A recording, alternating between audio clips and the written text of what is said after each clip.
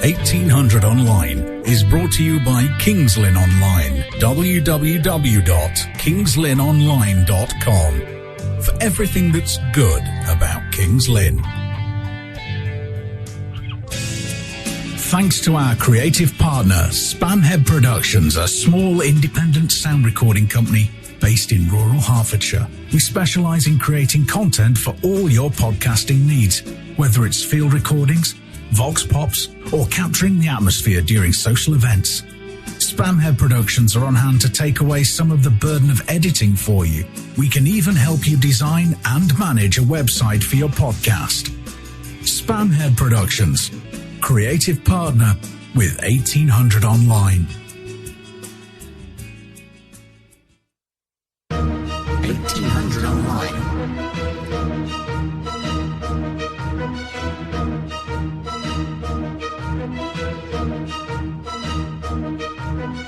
A very good evening and welcome to 1800 Online, the 21st of May 2014, and a massive thank you to Rick and Annie and their guest Mona, who has enthralled me for the last 2 hours. It would have been great to have Mona carry on and carry on talking to me from the UK here, but family time's really important. Family comes before everything. So fear not, I will be speaking to Mona again in the very near future, and we'll be talking more about the events that she organises and maybe looking to the future to some of the stuff that's coming up, as well as searching the past. Now, we're going to be looking back in history a little bit and just finalising and concluding our look at the history of the EU, because today is EU voting eve. Tomorrow, the country and the continent goes to the polls to elect, or select rather, their MEPs, who, of course, are just going to a talking shop in Brussels, a very expensive talking shop. They're going to make themselves a lot of money, become millionaires, but they're not going to change anything, because anything that's going to be changed in the EU is going to be done by the Commission, which is 52,000 unelected bureaucrats, and they're headed up by a 28-member head commission Politburo, and they have a appointed president. You don't elect any of these people who actually make the legislation and hand it down to member states, which is what we are. We're just a member state here in the UK.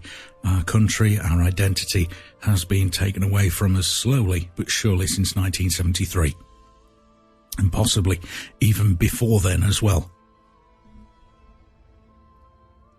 So, I'm also hopefully going to be joined shortly by Dee Dee, who has been the centre of my universe for the last 25 years, and she's going to be coming and talking about some possible solutions that are coming up. And there's also going to be some great music, because I'm feeling it today.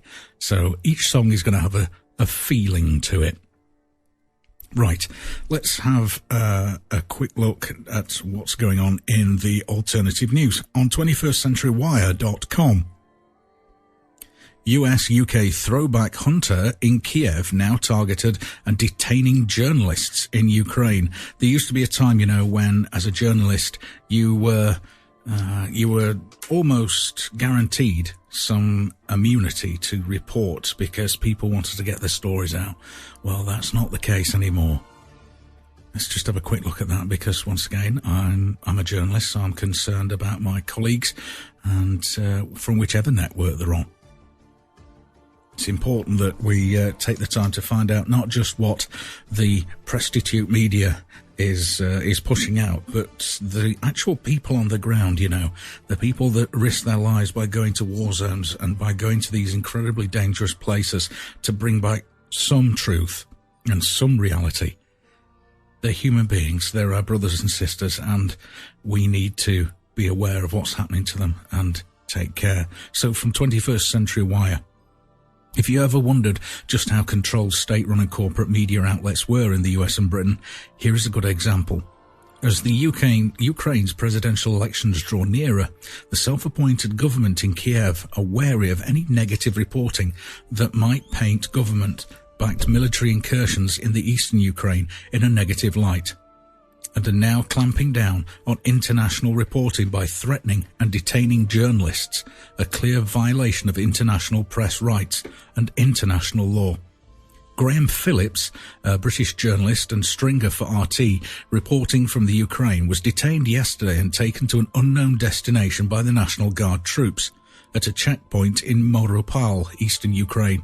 He wasn't detained for any crime, but for his point of view and reporting facts on the ground, something which the Western-backed Kiev government does not like. And remember, this is a Nazi government which is being backed by the West. And remember, all this in the Ukraine is supposed to have started because the then government wanted to have closer ties with Putin and Russia, whereas apparently the vast majority of the members of the public, we are told, wanted to have closer ties to the EU.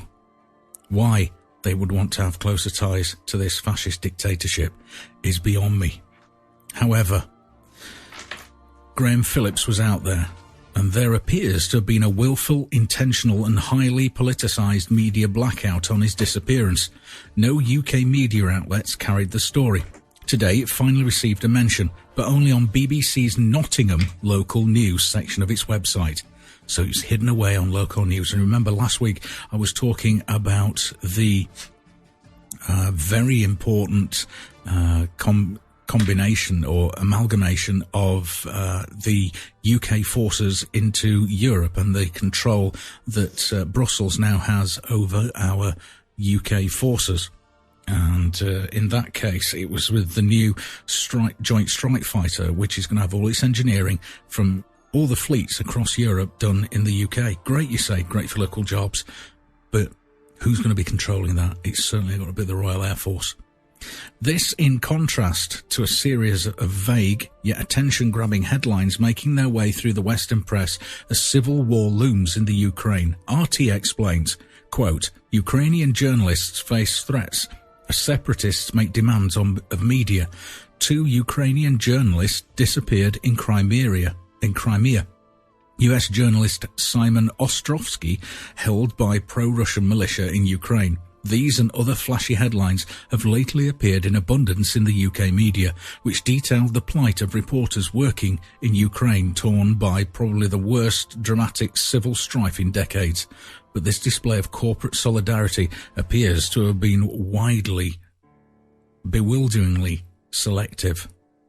Phillips is not just any reporter, but one of the top frontline commentators in the region since hostilities began ramping up in late April. RT continues, quote, after the journalist refused to do so, his captors called Ukrainian security service, who then confiscated his photo and video recording equipment and decided to send him to Kiev.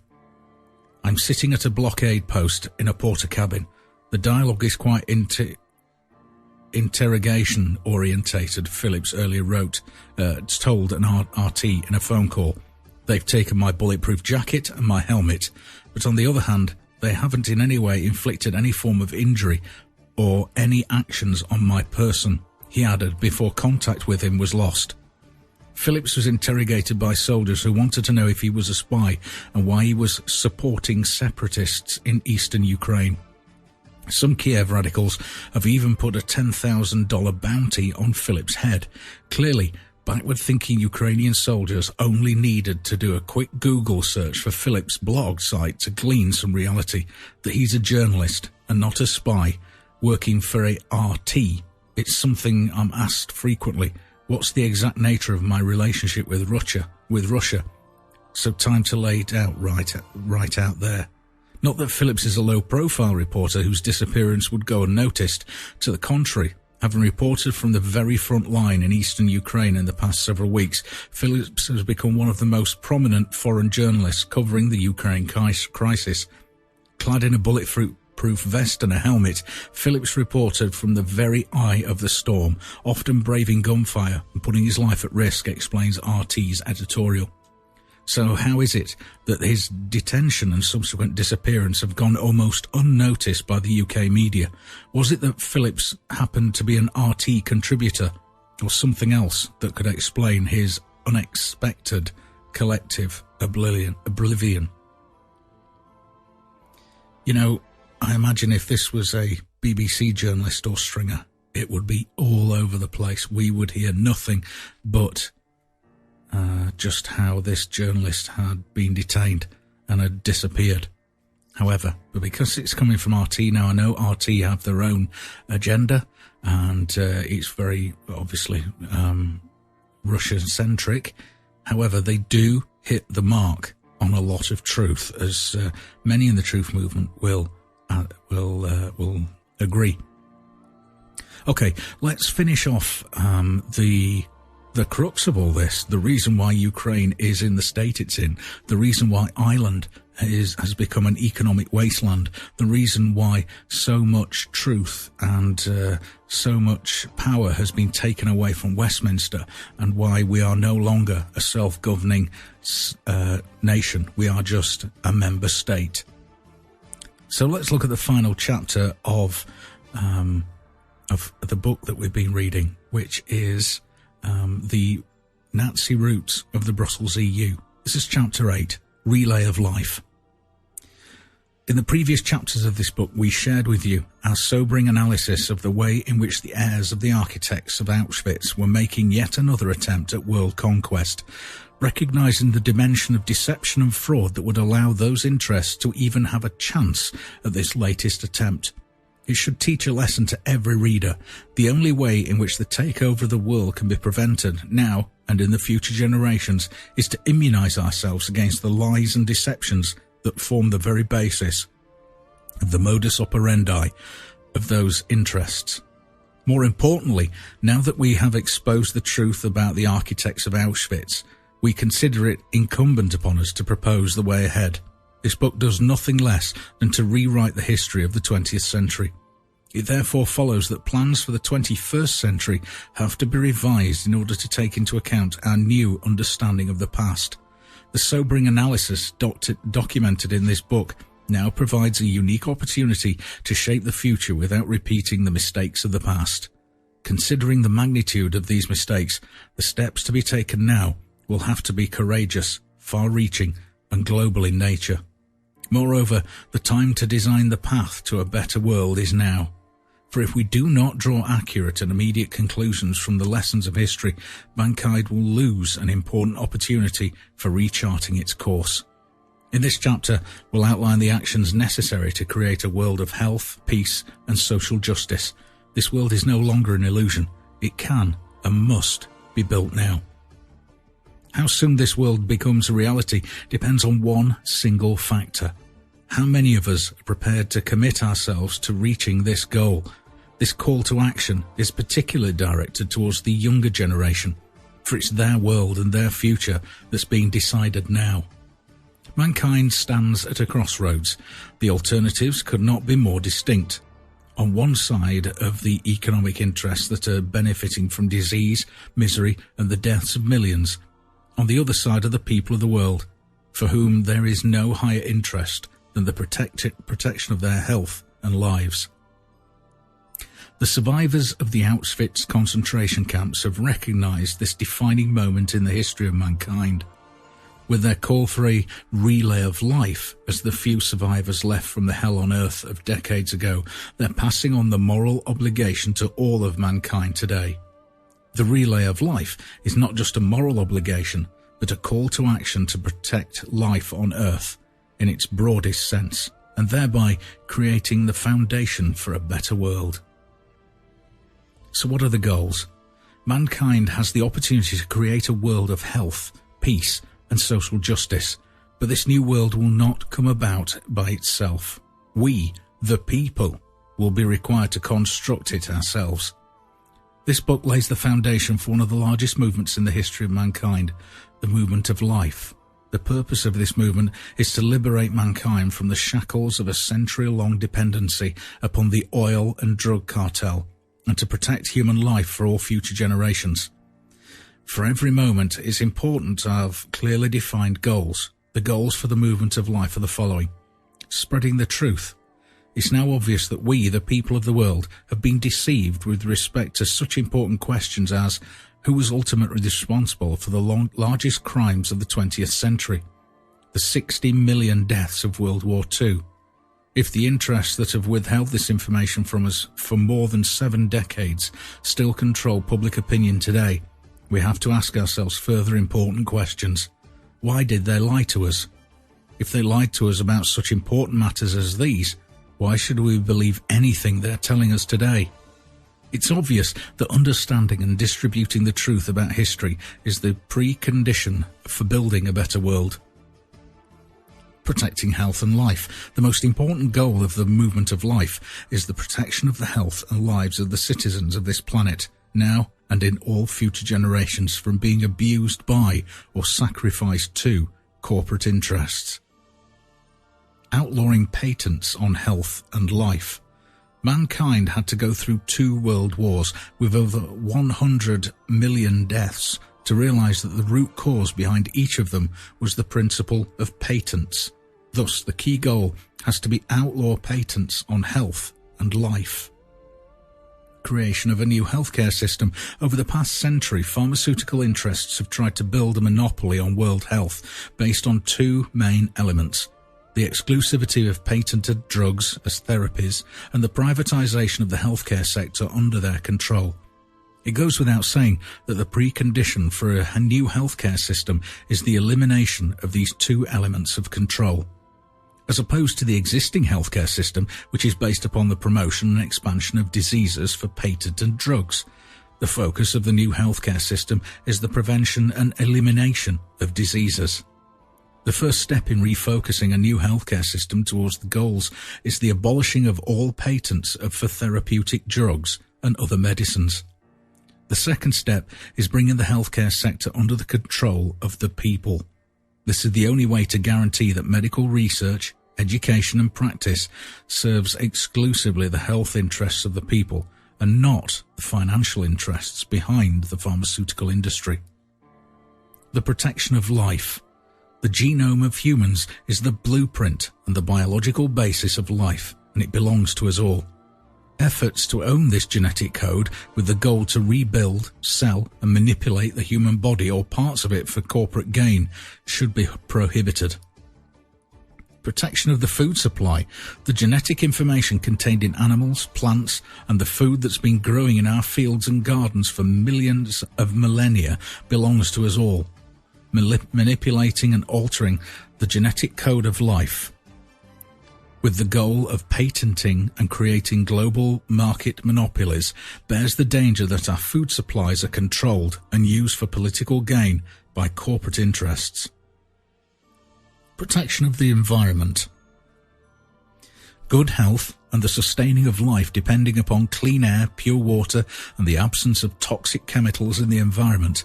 Over the past century, carbon-derived pollution of the atmosphere originating from oil drilling, coal mining industries has become one of the major threats to our environment. Global warming and other consequences are also threatening the survival of our planet. That's not something I can agree with these people, but this is their book, remember. In addition, conventional intensive agricultural techniques requiring the use of large quantities of toxic, patented pesticides, herbicides and synthetic fertilizers have polluted our soil and water supplies, thereby threatening ecological balance and even life itself. In the 21st century, carbon-derived energies must be replaced by hydrogen-based, solar, wind, tidal and other renewable forms of energy, thereby simultaneously protecting human life and the environment. Similarly, intensive agricultural techniques must be replaced by organic farming and other decentralized natural agricultural methods. Protecting world peace. The preservation of peace has been a dream for every generation throughout history. While most wars were regional disputes, the 20th century saw 2 wars that involved virtually the entire globe. The correct analysis of the causes of these 2 world wars is a precondition of the prevention of another global conflict, since such a conflict will, no doubt, involve weapons of mass destruction. This very analysis also determines the survival of mankind. The facts documented in this book lead to only one conclusion: the termination of the principle of patentability in the sectors of health and life as the precondition for preserving world peace. In a similar way, the termination of the dependency of the world's energy demand upon oil will take away the profit incentive behind the military invasion of oil-rich regions. Consequently, the sooner the world's energy supply can be met by decentralized and renewable forms of energy, the less likely new wars will be to occur. Establishing social justice. The colonial empires of earlier centuries that divided the world into rich and poor have been replaced by the world's leading export nations of chemical, pharmaceutical, and petrochemical products.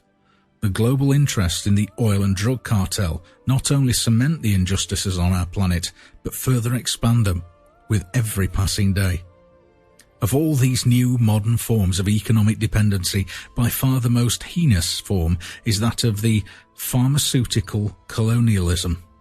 Behind the deceptive veils of charity and fighting epidemics, toxic and deadly drugs that decimate the population and aggravate economic dependency are being promoted across the developing world. In a similar way, the divide between rich and poor nations is further aggravated by promoting patented genetically modified seeds and foods to the developing world under the false pretext of fighting world hunger. The lessons from history are clear. As long as mankind allows the heirs of the Auschwitz architects to continue being the pawnbrokers behind today's global economic order, there will be no social justice. The termination of the investment business with patented drugs and foods is a precondition for decreasing the gap between industrialized and developing countries and establishing social justice on a worldwide scale. The modern decentralized technologies in the fields of health, nutrition, energy and others are the basis for economic growth in the developing world and for decreasing dependencies. Moreover, the termination of tribute payments by developing nations to the oil and drug cartel will liberate vast amounts of economic resources in those countries that can be directed to meet the basic needs of the people, including food, health, education and employment. And I said that was going to be featuring some feelings. So here's that's my only criticism of him, really. Okay, let's get back to finishing off this chapter, the Nazi roots of the Brussels EU. And we're talking about the actual relay of life now, and we're looking at solutions. We're looking at the way forward for us as 500 million so-called citizens of the EU. Remember, this is a dictatorship. Everybody at the top of this pyramid is appointed, and they're appointed by the drug and oil and pharmaceutical cartels and the petrochemical cartel. These companies, BASF, Hoist, all of them. So we, the people, are the architects of this new world. At this very moment in history, we, the people, have two alternatives. First, we can allow corporate interests to continue cementing and expanding their monopoly over this planet in key areas of our lives. Or, we, the people, take responsibility to build this new world for ourselves and all future generations. If we leave this world in corporate interests, they'll continue their business with poverty, hunger, environmental pollution, disease and death. Of course, maintaining this world and the economic benefits derived from it can only be accomplished under a global dictatorship that allows these corporate interests to curtail civil rights and disregard the will of the people. If we, as the people, decide to take responsibility, we can take advantage of the most modern technologies, such as renewable energies and science-based natural health. Just listen to Shaziz and his mad science, and his mad lab and his Knights of the Round Table. All hail King Shaziz. We have to go on and create a world of health, peace and social justice. That bit wasn't in the book, by the way. That bit about Shaziz. That's something I added.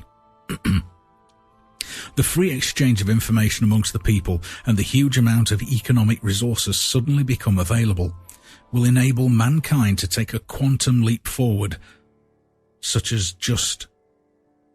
a just world. The choice seems obvious. However, two aspects must be clear to everyone. First, we, the people, have to build this world ourselves, because it's us and our children that will have the greatest benefits from it. Second, we have to do it now.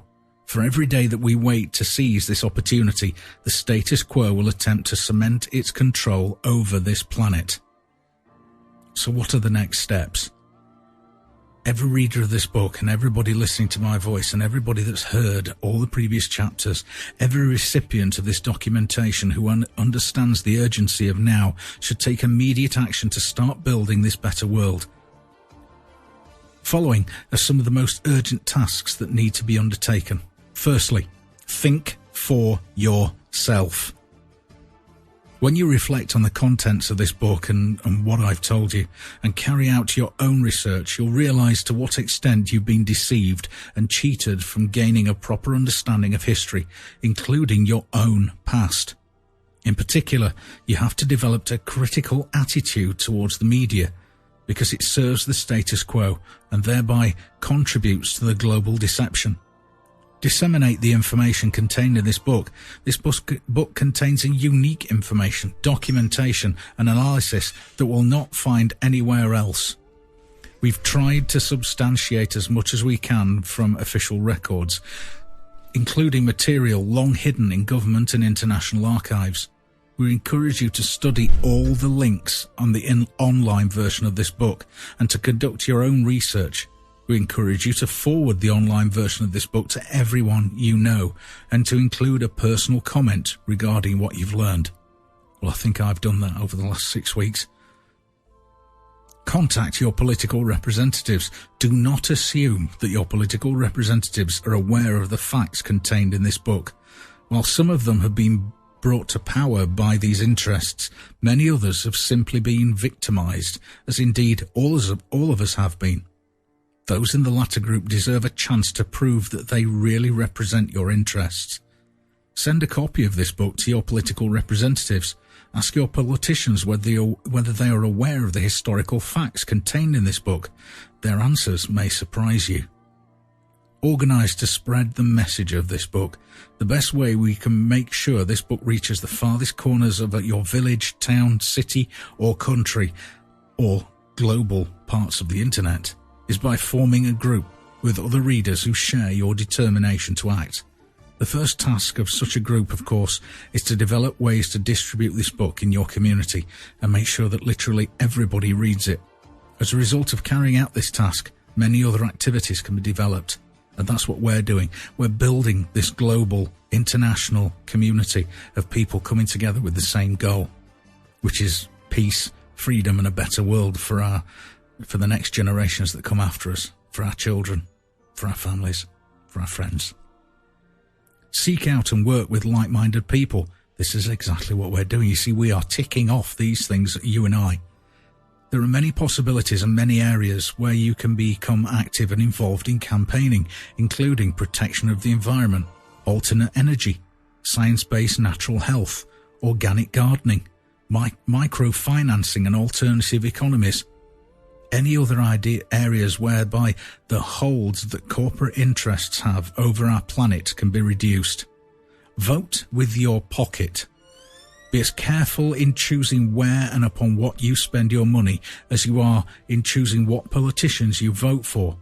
Where and upon what you spend your money really does change the world.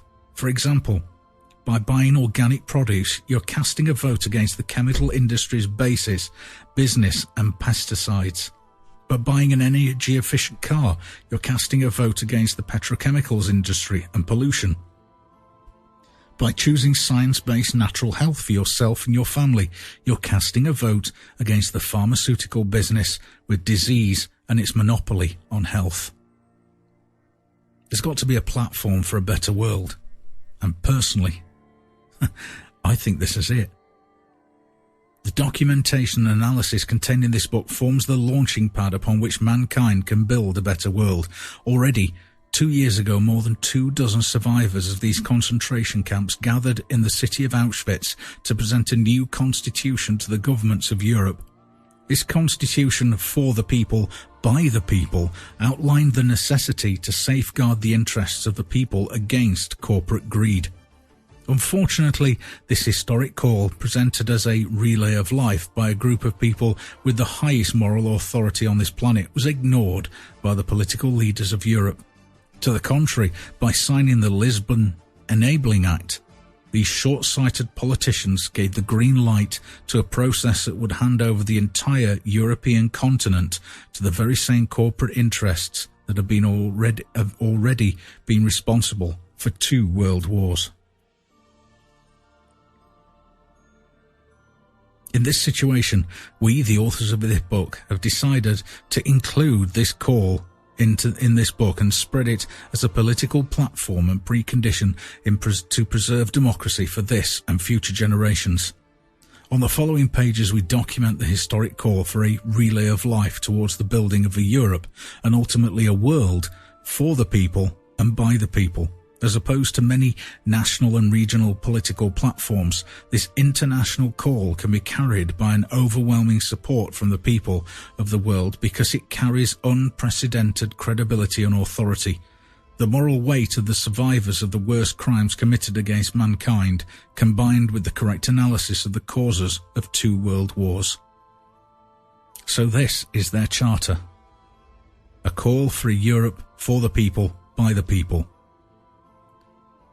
We, survivors of the Holocaust, labelled as slaves by the numbers branded on us in the German Nazi concentration camps, feel that time is passing quickly.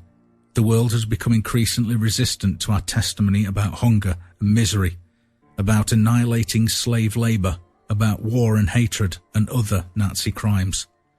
We've lived to see the growing realisation of a wonderful idea of a new Europe. This Europe was to be built on the memory of the past, as a fundamental principle of a Europe for the people, by the people. However, what we've observed are more and more violations of this principle. In the history of Europe, the basic human rights to health and life were the rights most frequently violated.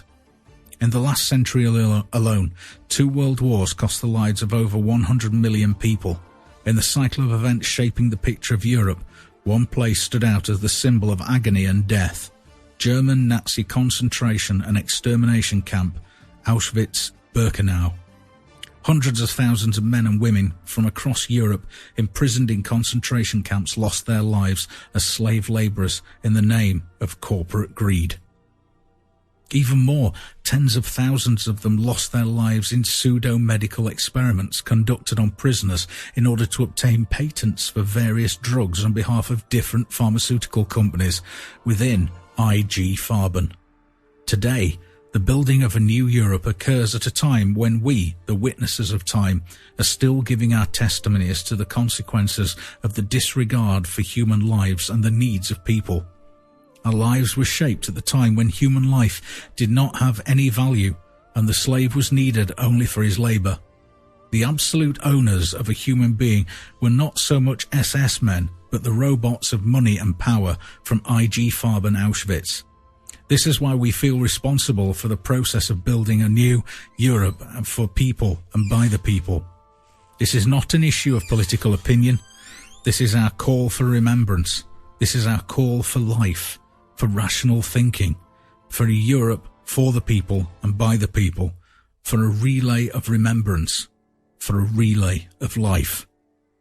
We should never allow this relay to be discontinued, even if, from behind the curtains of a new Europe, strange masks appear resembling the faces of IG Farben Auschwitz.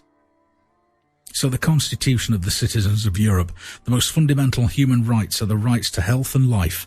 These rights are not only threatened by military conflicts, but also by corporate interests and their increasing attempts to exploit the human body and knowledge of it in their exclusive property and source of profits.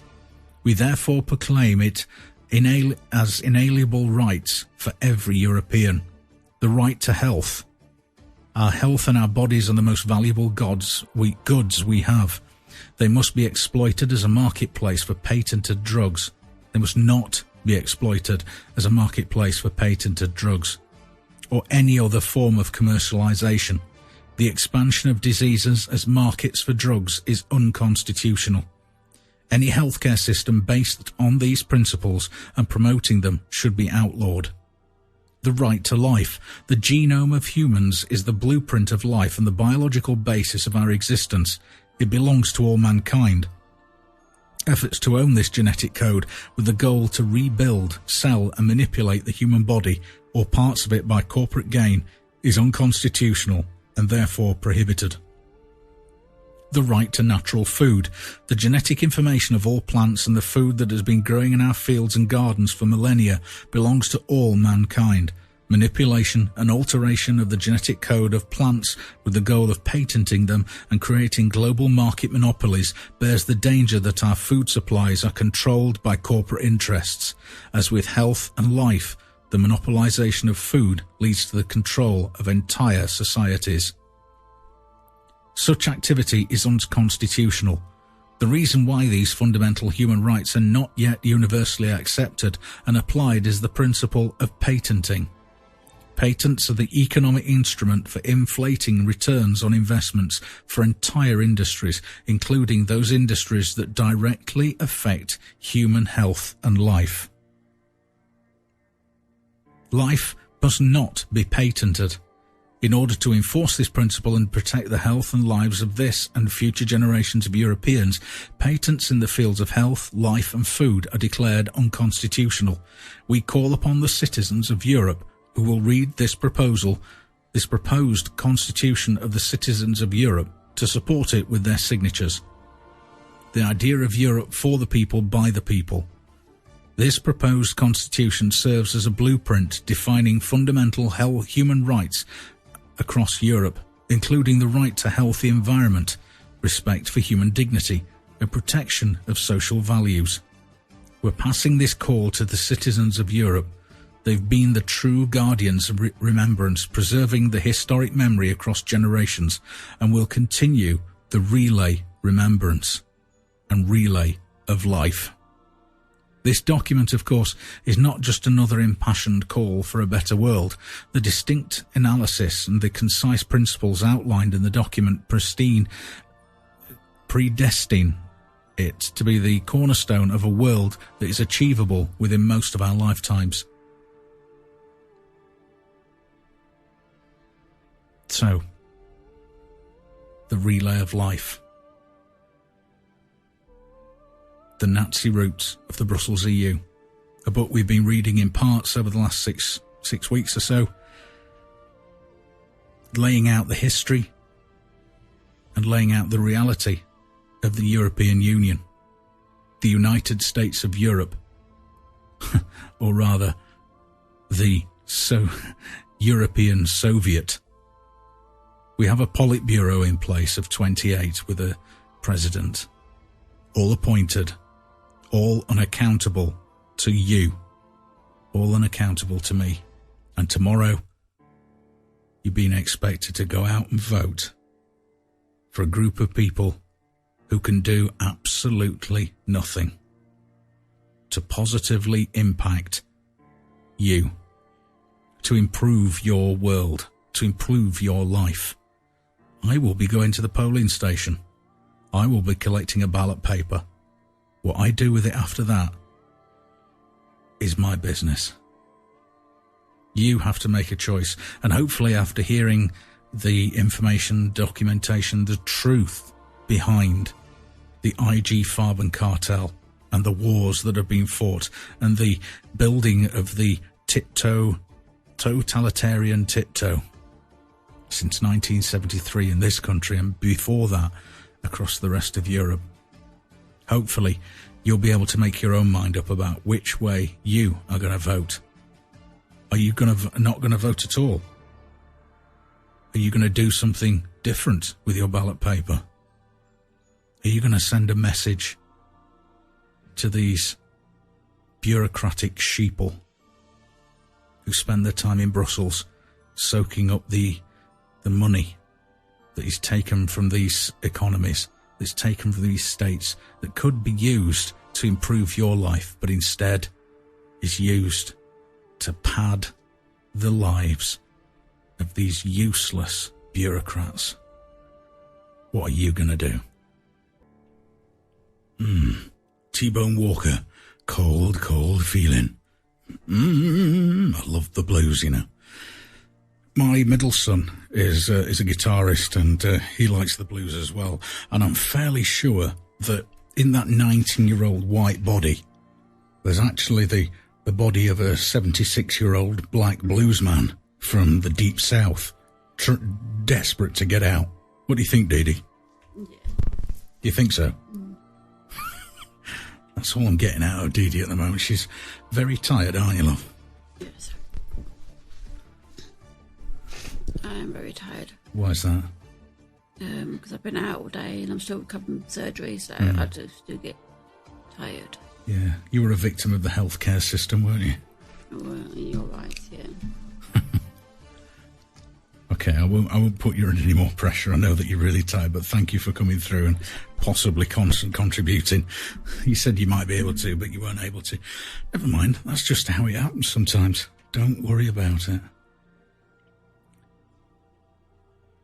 I think Dee Dee's one of these people that's kind of starting to pick up on what's going on in the EU and around these other places as well, which is fascinating. It's fascinating to watch somebody who is just learning these things and is just going through the awakening process. And I know that's something that we use quite a lot in this movement, if that's what you want to call it.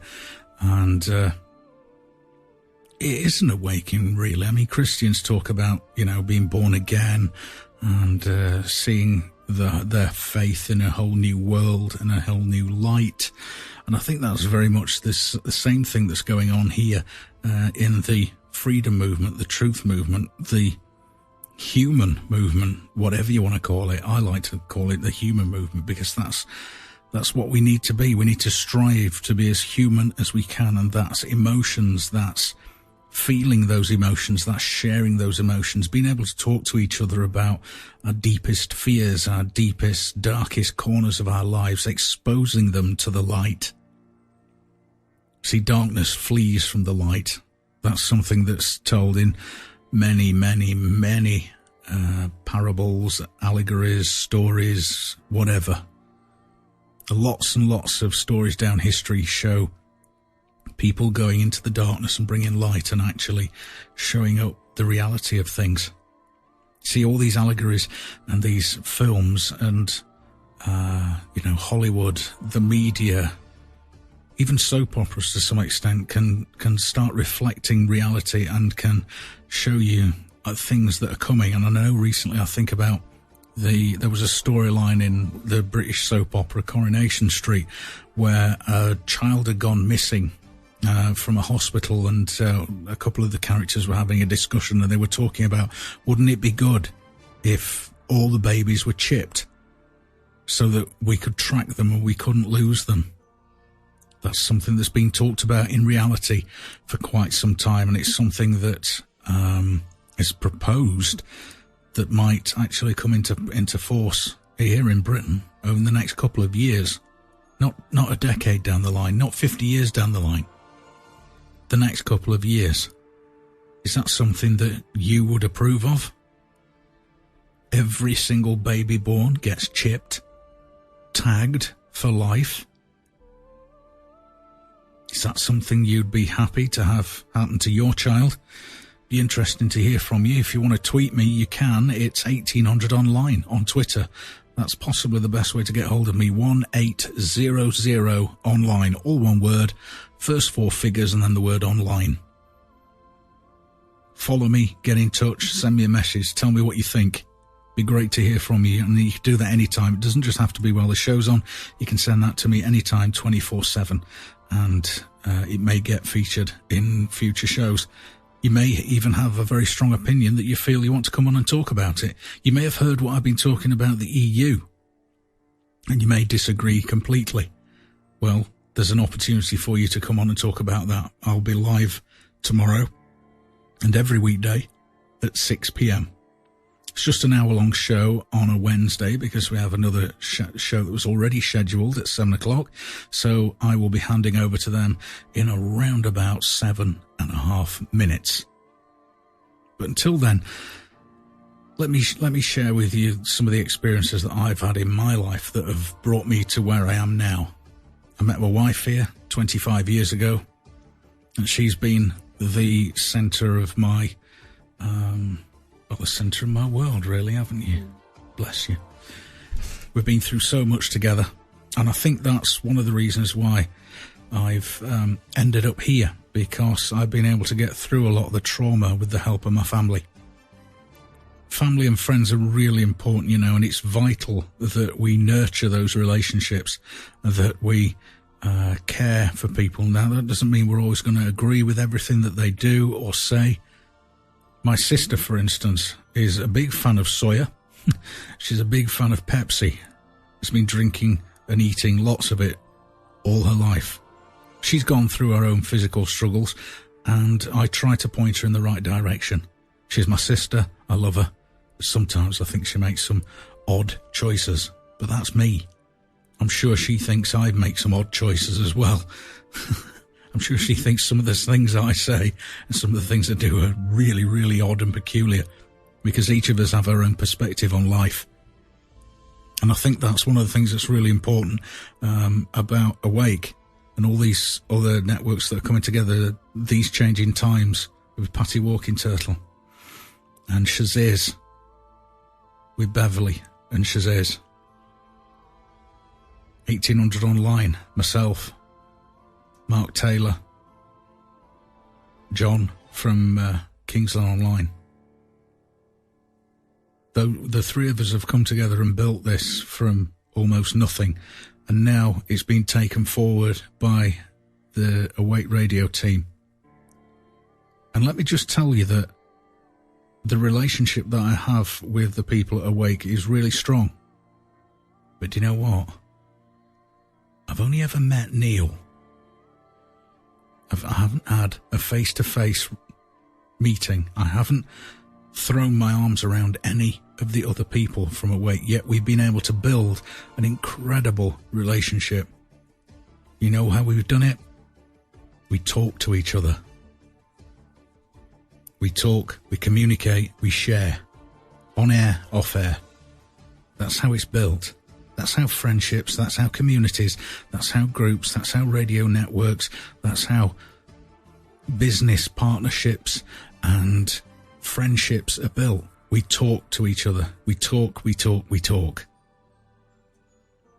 We share our good times and our down times. I shared when Dee Dee was in hospital, when she'd been in for a surgery, which was it was planned, but it was something that was a worry to me. So I shared it, and people were able to offer support and were able to talk to me. And then she was rushed into hospital, and once again I shared that. I didn't try and keep it to myself. I didn't bottle it up. I've learnt the hard way about keeping emotions in and about keeping the good and the bad in and not sharing and not talking about it. I've learnt the hard way with my experiences in the Middle East.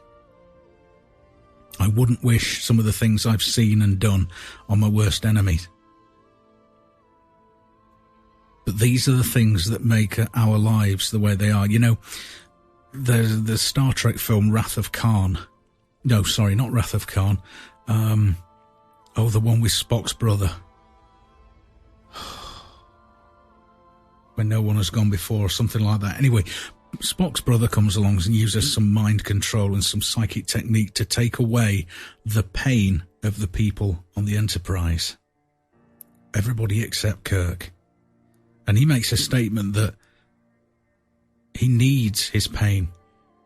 It makes him who he is. He doesn't regret turning left instead of right. He doesn't regret going forward when he should have gone backwards. It's made him who he is, and he wants to be who he is. And we all have to learn from these experiences that we have, because nobody goes through life feeling absolutely wonderful all the time.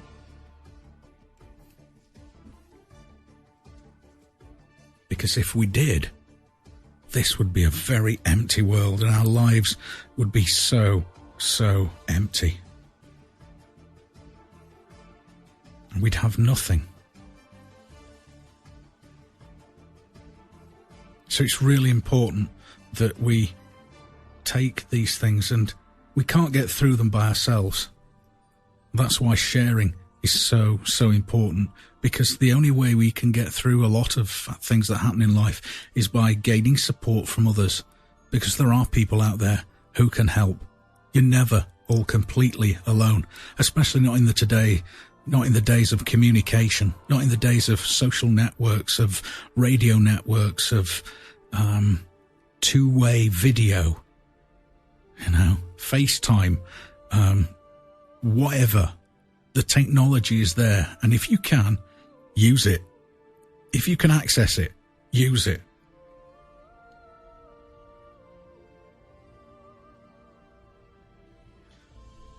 I'm going to say thank you. I'm going to say take care, and hopefully you'll be able to join me tomorrow at 6 p.m. for the 2-hour show.